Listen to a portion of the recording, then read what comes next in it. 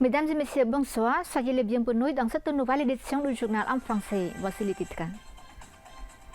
Campagne détenant aux fausses informations. Le Cambodge met en valeur son potentiel touristique et la campagne La Saison Verte lors d'un événement de l'Union européenne à Phnom Penh. Remise des diplômes à 758 étudiants diplômés de l'enseignement et de la formation technique et professionnelle EFTP de la province de Svay Rieng. Le Cambodge réaffirme le mandat de la JBC dans le lever et la délimitation de la frontière avec la Thaïlande.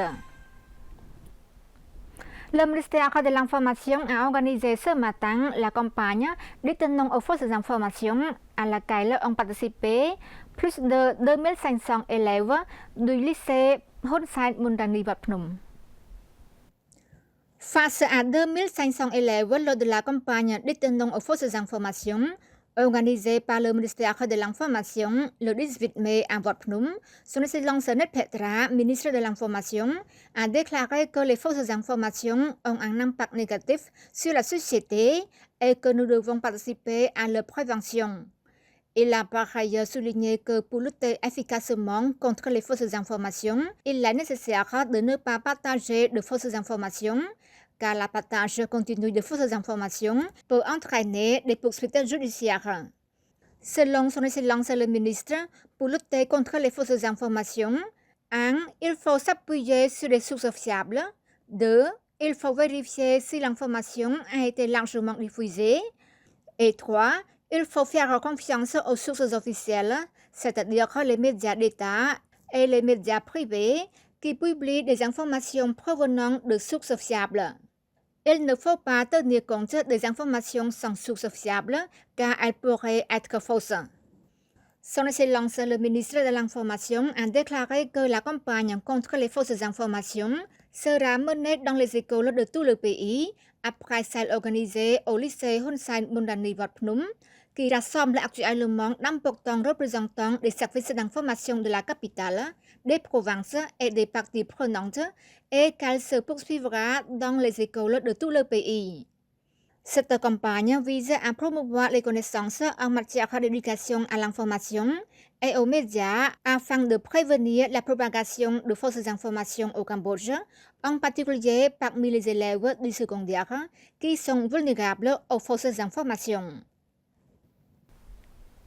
Le potentiel touristique du Cambodge et la campagne La Saison Verte du Cambodge ont été mis à l'honneur lors du lancement de la campagne Union européenne à vos côtés, organisée par la délégation de l'Union européenne du Cambodge sur la rue piétonne Chatomok à Phnom Penh. L'événement s'est déroulé en présence de son Excellence Hot Ha, ministre du Tourisme, de son Excellence Igor Drisman, ambassadeur de l'Union européenne au Cambodge, ainsi que de son Excellence Hot Hai, vice-gouverneur représentant gouverneur de Phnom Penh, son Excellence Khong Srein, aux côtés des responsables institutionnels, d'invités nationaux et internationaux et du grand public. Le programme visait à mettre en avant le partenariat stratégique et la coopération étroite entre le Cambodge et l'Union européenne, tout en reflétant le soutien continu de l'Union européenne au Cambodge dans les domaines de la jeunesse, des échanges culturels, du tourisme, des arts et des activités créatives. Dans son discours, son Excellence le ministre Hot Ha a souligné que le tourisme demeurait un secteur prioritaire et l'un des piliers essentiels de l'économie cambodgienne dans le cadre de la stratégie pentagonale phase 1 du gouvernement royal. Il a indiqué que le Cambodge continuait d'attirer des visiteurs du monde entier grâce à sa sécurité, son hospitalité et la richesse de son patrimoine culturel, historique et naturel. Son Excellence le ministre Hot Ha a également invité les touristes nationaux et internationaux à visiter le Cambodge pendant la saison verte de mai à octobre afin de découvrir les paysages verdoyants du pays, sa culture vivante, ainsi que les nombreuses offrandes promotionnelles sur l'hébergement et les services de voyage. Dans le cadre de cette campagne, le ministère du Tourisme a mis en avant les sites incontournables de la saison verte cambodgienne, encourageant les visiteurs à explorer les paysages naturels, Cette journée dans ces hébergements écologiques, goûter la cuisine locale et les fruits de saison, découvrir les sites patrimoniaux et écotouristiques, participer à des activités culturelles et de plein air, et acheter des produits artisanaux et agricoles locaux. Le ministère a affirmé que cette campagne s'inscrivait dans les efforts visant à promouvoir le Cambodge comme une destination touristique attractive et durable tout au long de l'année.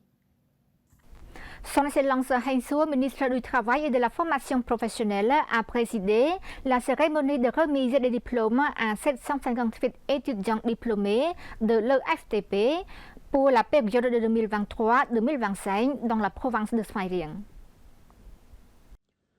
Son Excellence Heng Suo, ministre du Travail et de la Formation professionnelle, a présidé la cérémonie de remise des diplômes à 758 étudiants pour la promotion de 2023-2025 de l'Institut Polytechnique régional d'Aicho Science Svay Rieng.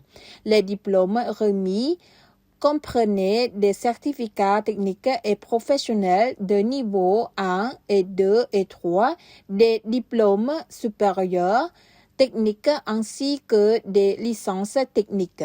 Lors de cette cérémonie, avec la participation de près de 1500 personnes, Son Excellence le ministre Heng Suo a adressé ses félicitations aux diplômés et a hautement apprécié les réalisations remarquables de l'Institut, accomplies avec un grand sens des responsabilités. Il a souligné que ce succès résulte d'un choix juste, celui de suivre une formation technique et professionnelle EFTP considérée comme un pont vers l'avenir pour construire leur avenir personnel, celui de leur famille et celui de la nation.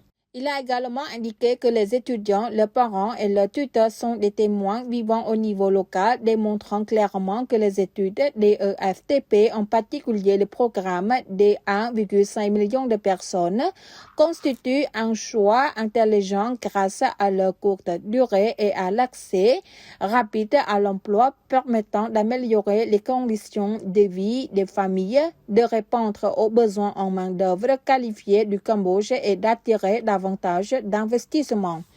Par ailleurs, le ministre a mis en avant les nombreux avantages du programme des 1,5 million de personnes, une priorité du gouvernement de la 7e législature dirigée par le Premier ministre Samdech Theppaday Hunmanait. Ce programme vise à renforcer le capital humain, garantir un niveau de vie convenable à la population et atteindre l'objectif. Chaque citoyen doit posséder au moins une compétence professionnelle pour la vie, ainsi que l'approche étudiée jusqu'au bout et obtenir un emploi. Le ministre a ajouté que même après l'obtention du diplôme, les jeunes auront toujours l'opportunité de renforcer leurs compétences, de changer de spécialisation ou d'approfondir leur expertise dans cet institut ou dans d'autres établissements privés afin de répondre à la croissance de la demande en main-d'œuvre qualifiée au niveau national, régional et mondial. Cela contribuera au développement économique du pays et à la réalisation de la vision du Cambodge de devenir un pays à revenus élevés d'ici 2050. Le Cambodge a réitéré que toutes les activités de levée et de délimitation de la frontière Cambodge-Thaïlande relève exclusivement du mandat de la commission mixte frontalière JBC à la suite d'une mission de terrain menée par l'équipe d'observateurs de l'ASEAN AOT dans la province de Banteay Mean Chey. D'après un communiqué de presse publié le 17 mai par la lieutenante générale Mali Sotieta, porte-parole du ministère de la Défense nationale, le groupe de liaison cambodgien CLT a coordonné une mission le 17 mai à 9 heures avec l'AOT dirigée par les Philippines en tant que chef de mission.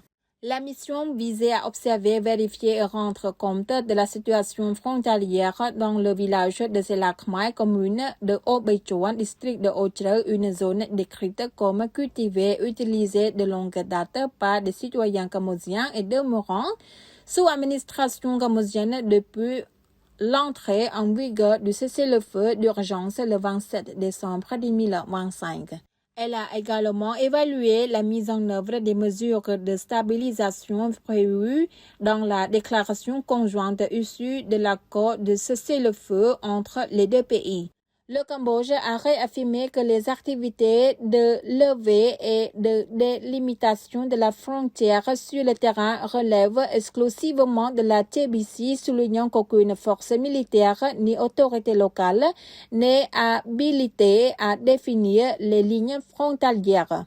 Le communiqué insiste sur le fait que la clarification de la frontière internationale doit être effectuée par des équipes conjointes de levée dans le cadre de la TBC, conformément aux instruments juridiques et techniques existants, notamment les conventions et traités franco-siamois, les cartes et archives historiques, les procès-verbaux de la TBC, le MOU de 2000 et les TOR de 2003.